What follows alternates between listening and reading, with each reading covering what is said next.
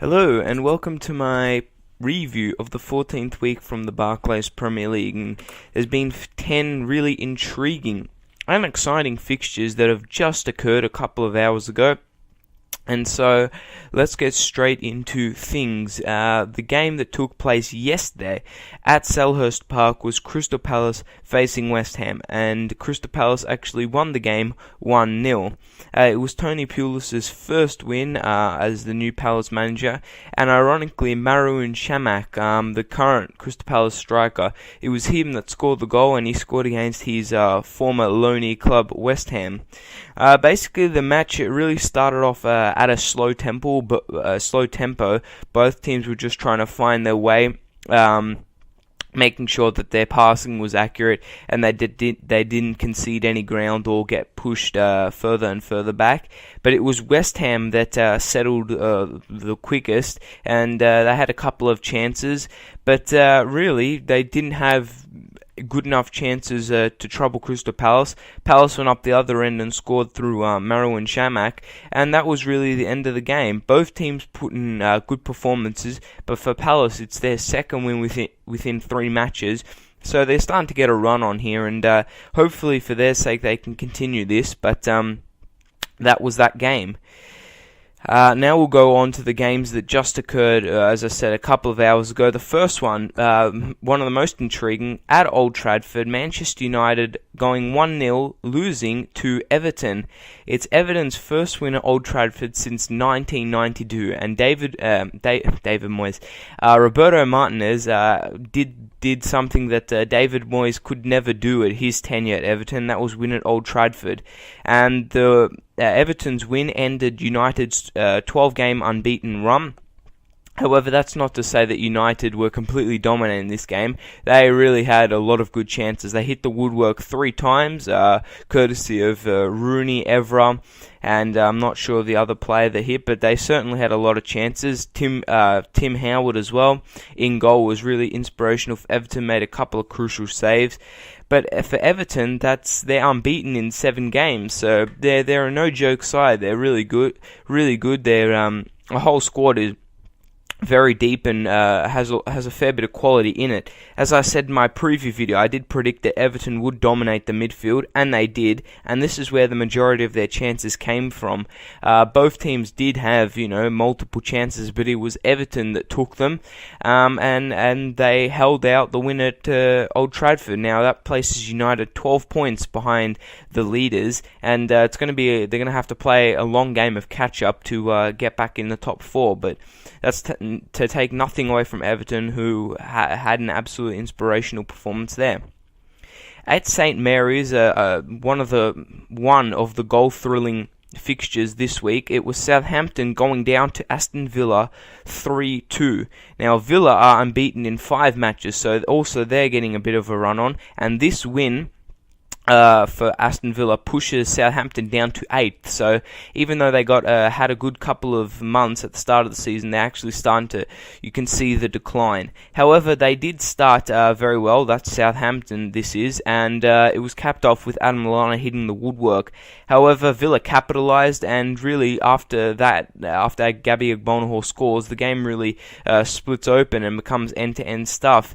And the only way the ways that Aston Villa score was off Southampton defensive errors. So Mauricio Pochettino during the week, probably, or in the next couple of days, really has to fix up and really critique his players and the errors that they made, and that's where Villa took advantage and got a vital 3 away points.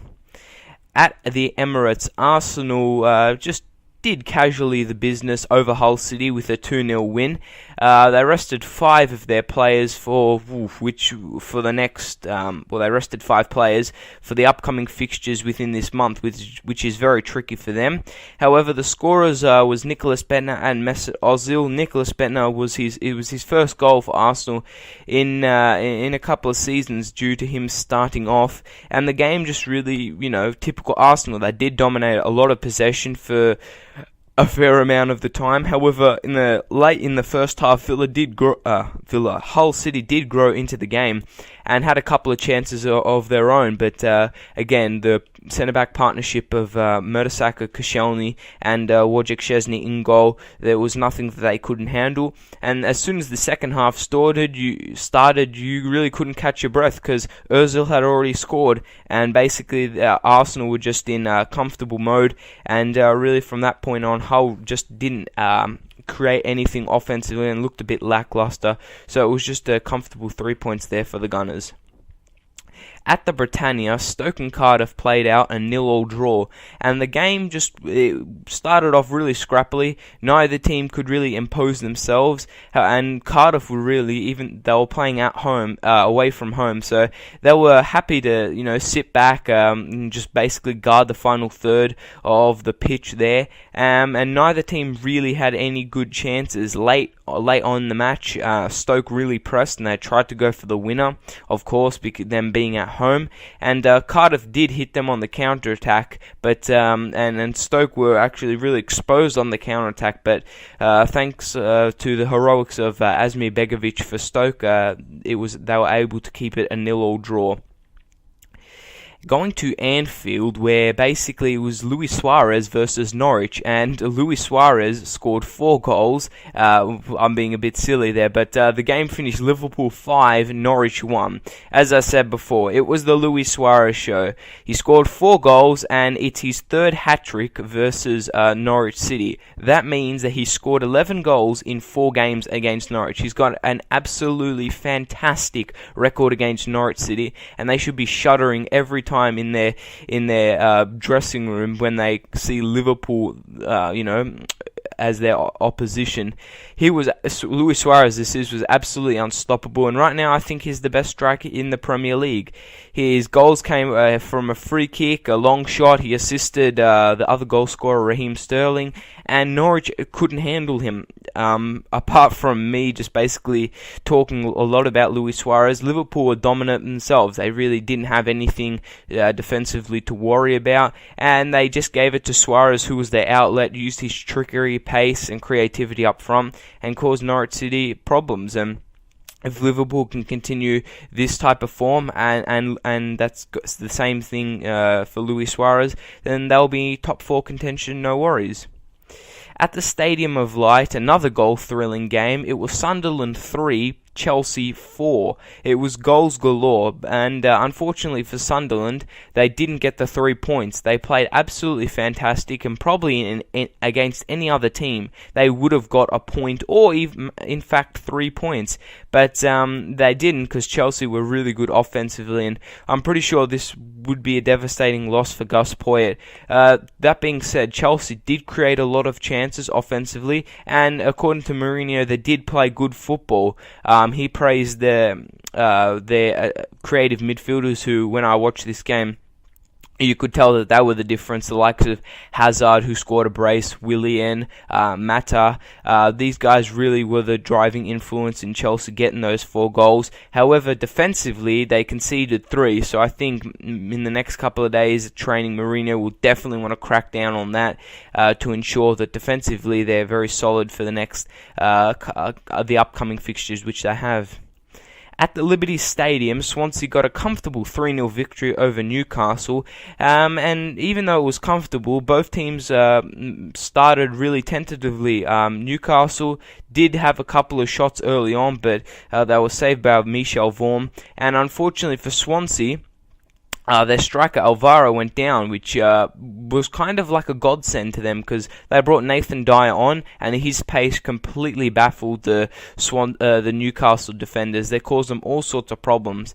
That being said, it wasn't all Dyer. It was in fact John Joe Shelvey, the driving force in the midfield. He had an excellent game. I'm not sure why Liverpool let him go. I do know why they let him go, because he wasn't in their first team squad, and he wanted more game time.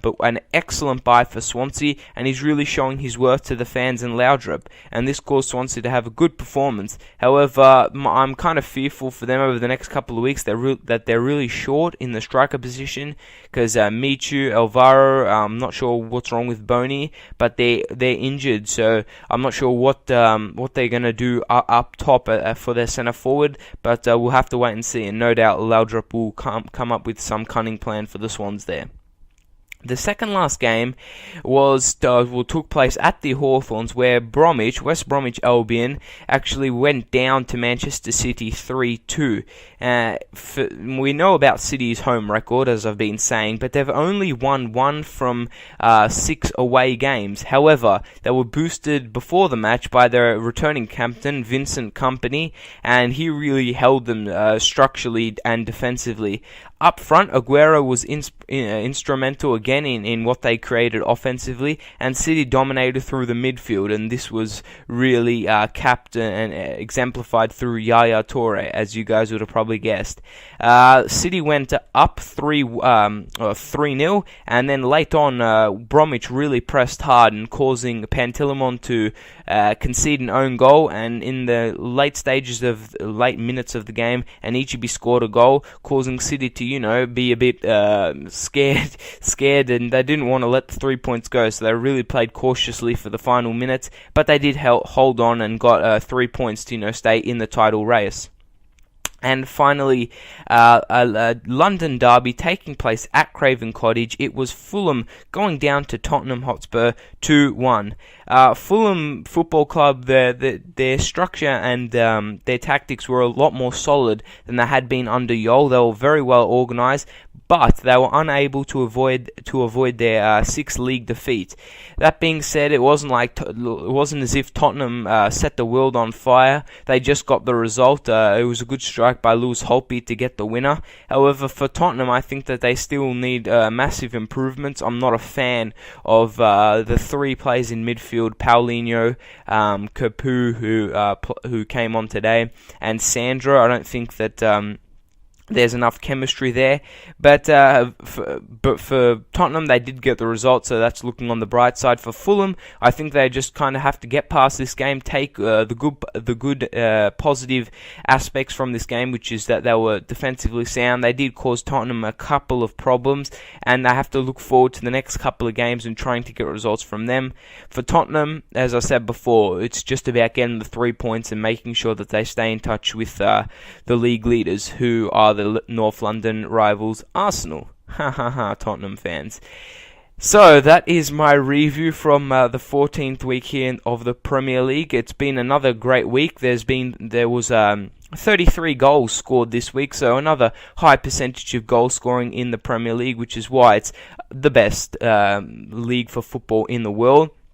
I've already made, when I upload this, I would have already made my preview for the next week, so it'll be a double upload for today. And as always, I hope your team did win this week, and hope you look forward to my upcoming videos and your team playing in the next couple of weeks. Thank you very much, and goodbye.